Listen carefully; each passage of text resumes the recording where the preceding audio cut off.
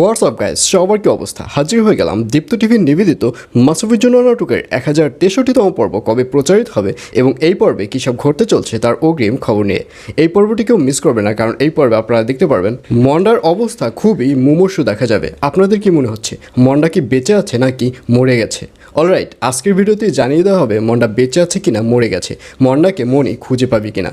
মন্ডার কাছ থেকে মনি চলে আসলেও মন্ডা যে ওই বস্তার মধ্যে রয়েছে সেটা মনি বুঝতে পারবে না। আর অন্যদিকে প্রশ্ন রইল যে মন্ডা বেঁচে আছে নাকি মরে গেছে। মন্ডা অবশ্যই বেঁচে আছে।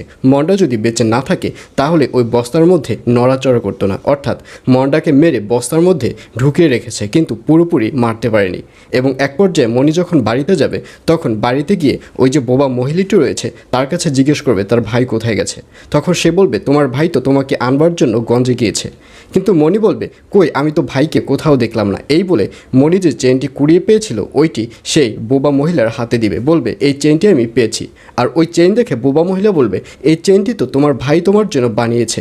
আর এই কথা শুনে মনির বুঝতে বাকি থাকবে না যে ওই বস্তার মধ্যে যে নড়াচড়া করছিল ওটি হয়তো তার ভাই। আর এটি ভেবে মনিকে দেখা যাবে সে দৌড়ে আবারও গঞ্জের দিকে চলে যাবে।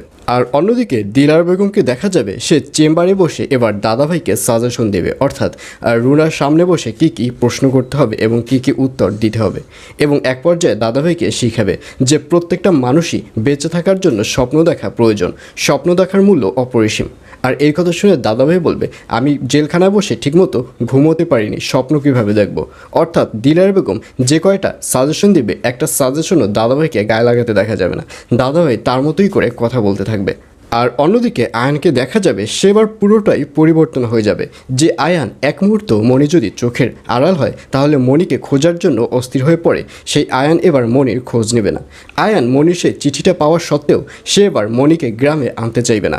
আয়ান মনে মনে ভাববে যে আমি কেন বারবার ওকে গ্রাম থেকে নিয়ে আসবো, ওর যদি প্রয়োজন হয় তাহলে ওই নিজে থেকেই আমার কাছে চলে আসবে। অর্থাৎ মনি যে চলে গেছে, মনি যে আয়নের কাছ থেকে দূরে চলে গেছে, এগুলো নিয়ে আয়নের কোনো মাথা ব্যথাই থাকবে না। তো ভিউয়ার্স, জানিয়ে দিচ্ছি এই পর্বটি কবে প্রচারিত হবে।